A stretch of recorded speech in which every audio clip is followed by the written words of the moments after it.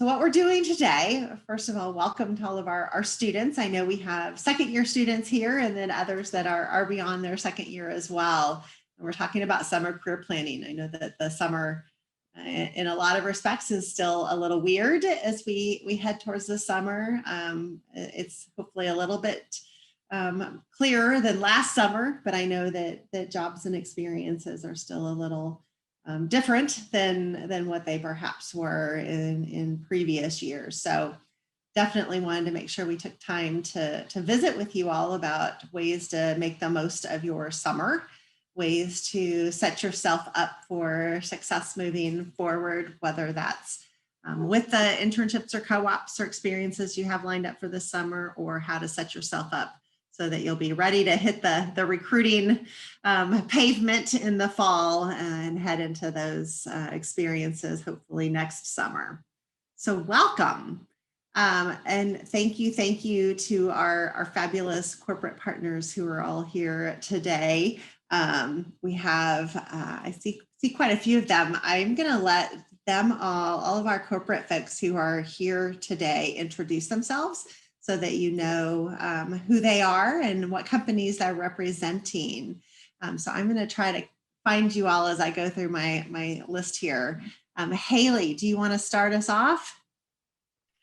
Sure. Hi, everybody. I'm Haley. I graduated from UT in 2017 with a major in electrical and computer engineering. I currently work for TI as a digital design engineer.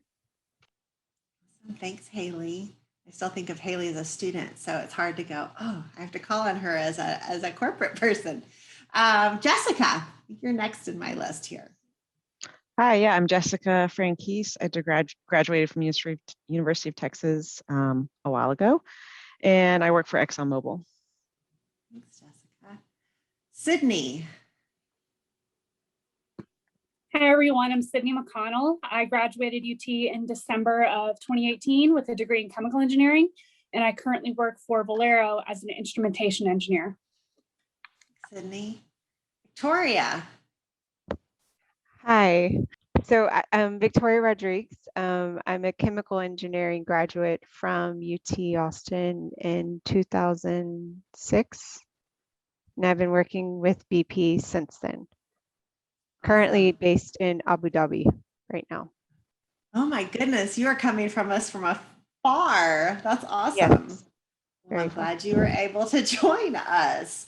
Well, thank you all again for being here, and thank you to your companies for supporting our WISE program, virtual programming, of course, all this year, and supporting our second year students. So let's dive into it. So again, we're gonna talk a little bit about tips for heading into these summer experiences, what to do if you don't have that co-op or intern, what can you do to strengthen your resume over the summertime and the summer months, and how to make the most of that summer experience. So let's start a little bit on the side of the tips for heading into summer interns and co-ops. And I'll throw this to start off to our fabulous corporate partners. I see in the Padlet, I'll throw that link in there one more time, that someone threw in there, become familiar with a company representative and reach out often. Absolutely. Does someone want to expand on that, or does someone want to share some other tips that you have as students are coming into your spaces to start off summer internships and co-ops, or even full-time positions, as the case may be? I would say if the company doesn't automatically assign you kind of a mentor and or a buddy, to kind of ask your supervisor or your work director to have someone assigned to you. How will that help throughout the summer to make the most of it? For us, the buddy is usually a new employee, and it's someone you can ask like all the not stupid questions, but like more administrative questions, or something you wouldn't want to maybe bother your supervisor with, or and just kind of like more the cultural questions as well. And then the mentor is more there to help you kind of improve your work product and give you direction and maybe even build your network. Awesome. Yeah, and I can see both of those helping kind of get you off to the races a little bit faster, because summer's quick. And if you take a long time to figure those things out, then you kind of miss some of that time to really dive in and be productive. Thanks, Jessica. Other thoughts, other tips that you would have for students heading into those summer experiences? My biggest tip would be to, again, reach out and make connections to all the people you work with, even if they're not necessarily in the same field or department you're working in, because those are people you're going to learn from. So when I was an intern, I think the biggest thing I did and the biggest thing that I would recommend to an incoming intern is to just reach out, see what people are doing, and learn from as many different people as you can. And try not to, at least from my perspective, try not to focus on just the work, but the experience. So learn as much as you can, absorb as much as you can, and make connections. Awesome. Other thoughts in that space? Yes, I think Jessica and Sydney both highlighted very valid points. For me, whenever I started interning, my only professional, or I wouldn't say professional, but work experience was working at Sonic and volunteering in school. So I guess culturally, I was still not fully comfortable with exactly how the work style, like how do I approach questions and challenges. I think technically being able to deliver your work, I think obviously being UT grads or UT students, I think everyone should feel confident, or at least know that that is sufficient, and everyone knows that you are doing an intern project. So don't worry about, oh, I don't know what's being asked of me. That's very simple. That will be taught. But I think learning how to work in the environment, and then just kind of learn from different people, learn the interaction with your boss, your team, your mentor or coach assigned to you, and just be very honest about what you want to learn, and be very open. I think the great part about it is being a sponge to everything that you're exposed to, because you will learn from it in the future. Yeah, and also on the learning note, ask what sort of free online training is available. So I know all of our employees and everyone, we have access to all the LinkedIn and Accenture trainings. And so, you know, if you're handed a project that's heavy in Excel or maybe some tool that you don't know a lot, that we have tons of free training that you have access to help with those skills. Yeah, that's a great tip, and that can add on to those experiences that you're able to share down the road when you're looking for those full-time positions. That's fabulous. All right. So what if a student doesn't have an internship or a co-op? You know, what can they do over the summer? What would you suggest they maybe do to help strengthen their resume before they hit next fall's recruiting season? Have fun and hang out on the lake. I'm just kidding. I wish that was the answer. Sounds good to me.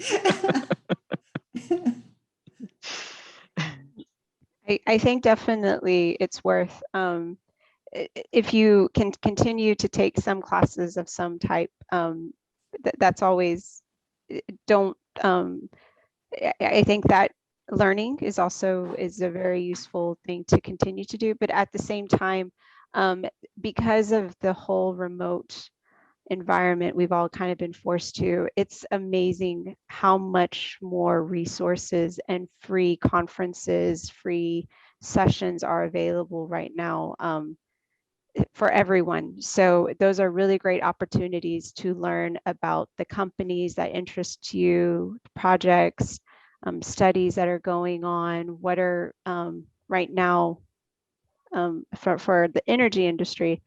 I think is definitely on the whole global policy climate change agenda, and really being well versed in that is very important. So I think now is very different than when I was an intern during the summertime, is that there's so much more available information that you could actively learn and participate, and even free panel sessions and so forth. So there's you can do a lot now from sitting at home, maybe at the lake, but with the laptop as well, being exposed to a lot, and just teaching yourself about that.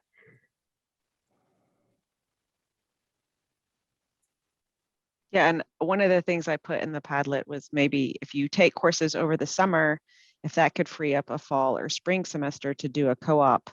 I know there's always a better chance of getting one of those in companies. At least I can speak for our company. You know, we have this huge tranche of summer interns, and it's really hard to like build up enough work for everyone, and then they leave, and then there's still like those projects need to keep moving forward. So we do really look for, you know, the fall and spring interns or co-ops that can help us keep a more even pace on that work. And to piggy off that, I actually did that one summer.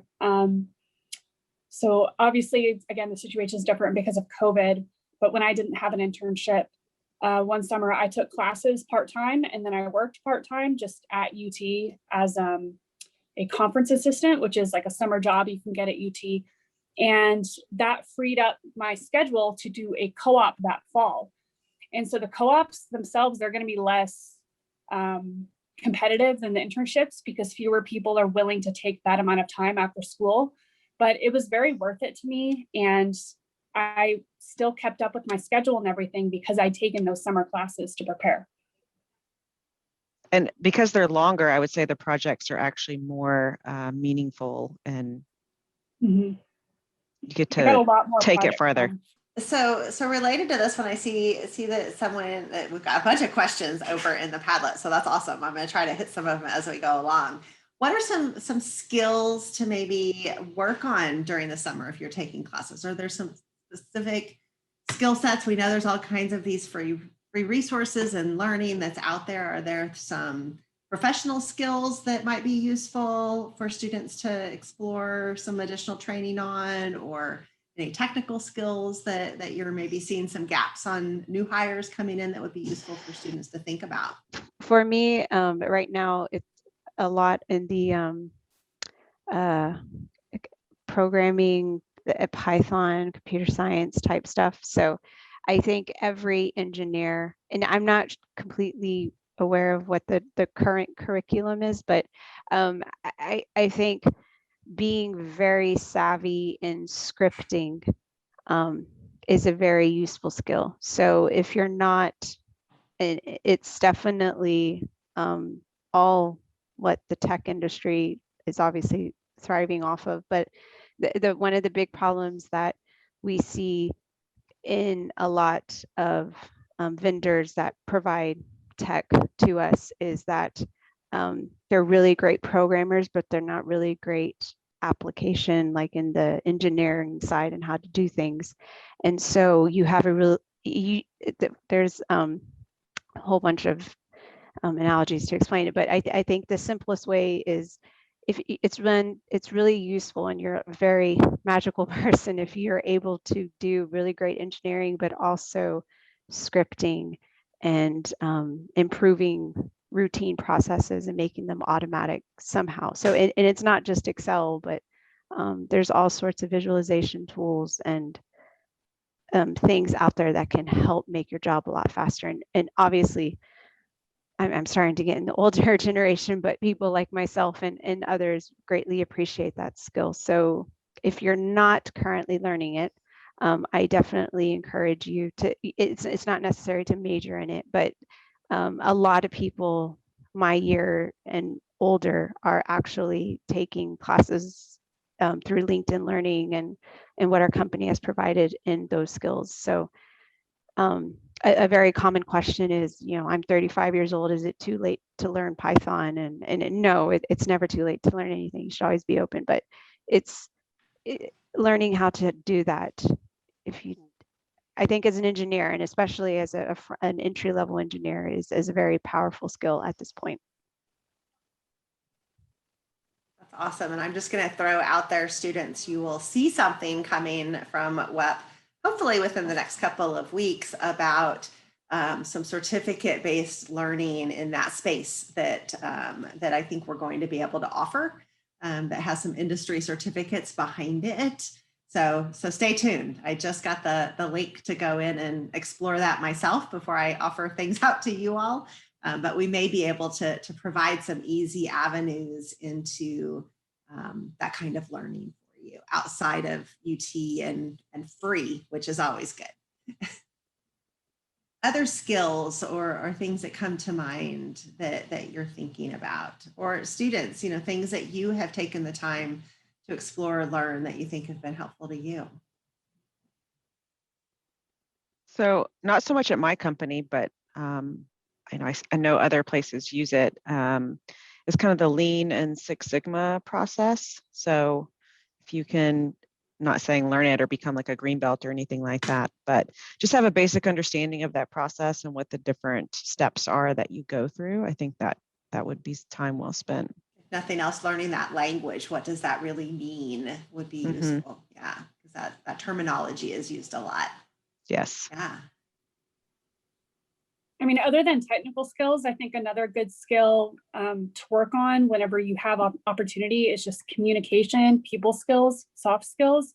So any kind of seminars or panels or any of those, things that you could improve your communication skills, that you could develop leadership skills, would be really useful. I know when I interviewed for the position I'm in now, they didn't really want to talk about my technical background as much as they wanted to hear about some of the other activities I'd done that had developed leadership and communication skills. For example, one summer I had done a study abroad in Spain, and they constantly, during my interview for this position, they asked me about that study abroad, like, how did you communicate with the people over there? Did you learn Spanish? Did you, what was that experience like? Rather than discussing the technical aspects of the classes I took there, for example, rather than asking about those classes, they want to know about the communication, the experience, and how you interact with other people. I think one of the things during the summer that might be interesting in that space to explore is Toastmasters. Toastmasters offers great training, and it's maybe hard to have time to do that during the school year, but maybe during the summer, joining in some Toastmasters meetings to learn about public speaking and how to create presentations and things like that. That might be a good use of your summertime. So I see a question. I'm going to head back over to our questions that people have thrown in the Padlet. I have an internship this summer, and it's hard to imagine doing any useful work for the company. I'm sure that even applies to those of you maybe heading into brand new full-time positions or other research experiences or anything, right? We all have that. Am I going to know what to do and be able to contribute?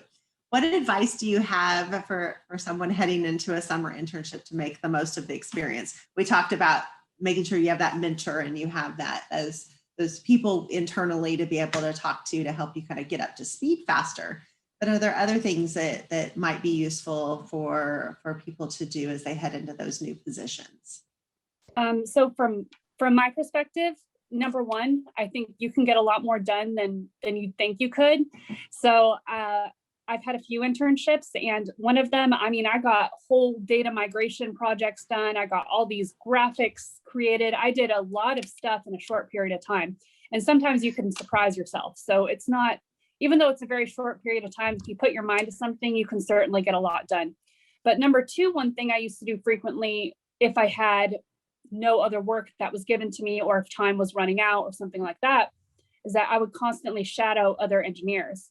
The older engineers, if I see them running off to the field going to do something, I would just shadow them and then ask them questions while you're shadowing them. And you might think that you're badgering them, or you might think that, oh, well, that can't be that important. But you learn so much, and those connections you make with people and the knowledge that you learn on your internship is going to be just as valuable as any projects you complete. Say similarly, when you get your work assignment, ask for a list of people that you need to reach out to. So it could be, if it's a large company, it would be impossible to figure that out on your own. So just specifically ask who you need to set up one-on-one meetings with to review the project. And that's a great way to build your network. And then, usually you'll keep those communications going throughout your internship. Yeah, I was just going to say, I think what is once you start your internship, you should definitely, hopefully, if it's a good mentor or coach, you have a list of what's expected of you. And or what is expected to be delivered, so to say. Not so much of you personally, but more of what the project entails and the deliverables. And if they will hopefully give you a list of names to contact. In those conversations, one key thing, because you are essentially working on a project over a relatively short period of time, if you think, well, at least in the work that I do, it takes multiple months, if not a years or so, to fully implement something. So you are working on something relatively quickly. You need to have frequent engagement and frequent check-ins and frequent tests of the work that you're doing. So you need to have those opportunities to get feedback. You should always ask, am I on the right track? Is this the right direction? I was looking into this and I realized that, maybe this hasn't been thoroughly looked at. Would it be okay if I look at it, or am I wasting my time doing this? Has it already been done? And don't be afraid to ask those type of questions. I mean, literally thinking out loud, especially as an intern, is really useful because it kind of shows your thought process with your coach. And then when someone explains something to you, because you'll have many people explain processes, workflows, how some technology works, always repeat back, okay, so if I understand this correctly, this works. So can I draw this out for you? Let me, hopefully this makes sense. If it doesn't, then I'm probably not understanding it. And most likely, if they cannot explain it to you simply, then they probably don't understand it either. So don't be afraid to test your understanding back with the people that you're speaking with on your project and on the tasks that you're asked to do. That kind of answers a couple of the questions I think that people threw in there about, I don't know what to do. How do I get that feedback? And definitely keeping those lines of communication and asking frequently or sharing frequently, this is where I'm at. Am I on the right track? They all want you to be successful in those internship experiences. So definitely don't hesitate to reach out and ask those questions to your manager, your team members, or set up some regular kind of meeting for that. There's lots of ways that you can do that within your company. I'll share one of the things, and this I think goes back to a little bit what Sydney was talking about. I know one of the things that I did both in my co-op terms as well as once I was a full-time employee is that we went around and did basically plant tours with our friends. And so we had other interns or other co-ops that were in different facilities and different job categories within the company. And so that we could get that experience, not necessarily working in it, but at least seeing it and seeing what their jobs looked like. We just took turns, like once a week, someone different would host a tour, over lunch or at the end of the day, so we could all go and explore and hear about their work and hear about what was, the product being made or the process that was being worked on. And again, that continued when I moved in as a full-time engineer so that we could continue to learn throughout the company what was going on. And that was highly beneficial. And it was with our peers. So we were kind of all at the same place and all comfortable asking each other questions, those stupid questions that we were like, I don't want to ask about this to somebody else because maybe they'll figure out I don't actually know what I'm talking about. And that was a great way to learn. So that's another way to take advantage of those opportunities. And you could do that even with your friends that are off at different jobs and different experiences all over the place this summer, right? You can still have those check-ins with each other and learn who's doing what and what their company culture is like, where they're working and what those jobs are, so you can keep learning and exploring. Yeah, I would also like to add, that's a really great point about hopefully if you're in a company that right now with remote, but if you're in a company that's operational and there's a network of interns or co-ops there, building a network and some sort of community within your peers that you work with is also a really great sign of leadership. And so quite frequently I have seen the ones that are more frequently engaged in building those communities within the internship or new hire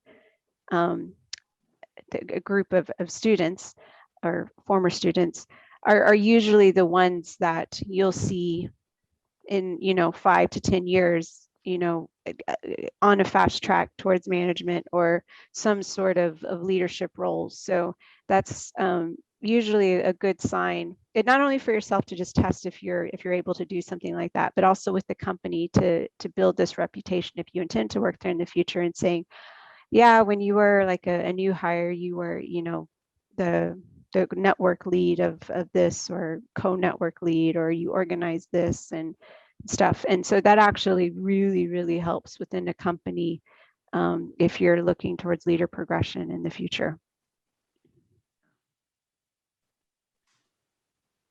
So I just threw another link in the chat, and students, I'm going to share my screen so you can see this, but I will share this out afterwards as well. So this is a document that also includes some of the career planning activities that you might think about, updating your resume. ECAC is still around all summer, so having them help you through the summer when they're less busy can be super helpful. LinkedIn, this is a great time to make those connections in LinkedIn, the connections you make at companies this summer. For sure, you want to maybe connect with those folks on LinkedIn so you have those networks to work with later. Practicing interviews, again, ECAC is definitely a little freer in the summer. We talked about informational interviews and some ways to do that, and I shared a couple other places where you might do that. And then think about, what are your career goals for this next year? What do you want to accomplish, and how might the things that you do over this summer help set you up for the success for that next year, for next summer? So again, I'll share this out with you. And this is actually the last couple of pages. At the very top of this, I'll scroll fast. There's all kinds of tips and strategies and stories that our companies over time have shared. So again, I will share that out with you. Okay, well, as we wrap up, I wanted to throw it back out to any of y'all from any of the breakout rooms. Were there things you talked about, or lessons learned, or strategies or tips that were shared in your breakout that everybody else needs to hear from all the other rooms? Was there anything that you all want to share? I will share one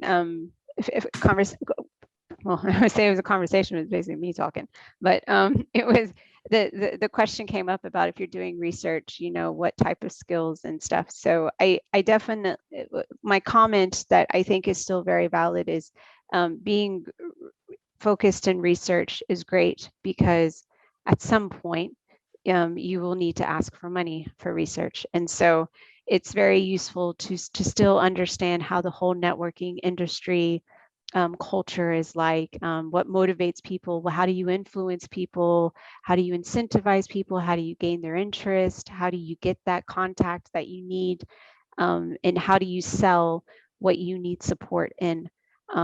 Definitely, if you are doing research, be mindful that all these other attributes are still very helpful, and don't lose sight of that. So still try to strengthen those skills as well, if you have the opportunity to do so. One thing we discussed was using your TAs and professors' contacts to help you build a network. So Zoelle was in my group, and her internship, I think she said she got from a TA. I actually got my job through a professor I did research with. So know kind of who your TAs and professors have industry experience or networks with. And if that's a company you're interested in, use that relationship. Okay, corporate folks, any last words of wisdoms, things that you want to make sure that our fabulous students walk away from here remembering or thinking about? There's been a lot of great tips shared, for sure. Biggest thing I would say is just keep an open mind and be eager to learn. Some of the best internships that I've had, or even as a full-time, the best interns I've seen are ones that are just eager to learn and want to hear about what you're doing and ask you questions and act interested in the work and interested in the company. So keep an open mind and just ask questions and be eager to learn. Yeah, and I would say similar to that is if, don't feel like you're a burden by putting meetings on people's calendars. So be eager to learn and reach out to people, and remember that you're giving them an opportunity to kind of talk about themselves. And so they're not going to dislike it. I would say definitely just make sure to have fun. Don't focus too hard. If it is a remote experience, one thing that we're always being told about is like burnout is very common right now. So just learn. I mean, this is a really great mental test on if you do have an internship like that. So learn how to relax and schedule your time to do so. I think, the overall message here, it sounds like have fun. We heard that. I want to reemphasize that. Enjoy your summer, because it is time to take a little bit of a break, even though you may be taking classes or you may be working. The pace oftentimes feels a little different in the summer. So make sure you take advantage of that. Ask questions. We heard that loud and clear. Take advantage of whatever opportunity you have. I know that, like I said, we're going to be pushing out some opportunities for you to take advantage of if you're looking for something different or want some industry certificate things that we might be able to offer. Take advantage of learning in whatever way you can at UT or on, in other campuses or at companies. But you have a lot of options for sure. And I want to thank our fabulous corporate partners and our fabulous folks that joined in today. So thank you, Haley and Sydney and Jessica and Victoria, for joining in.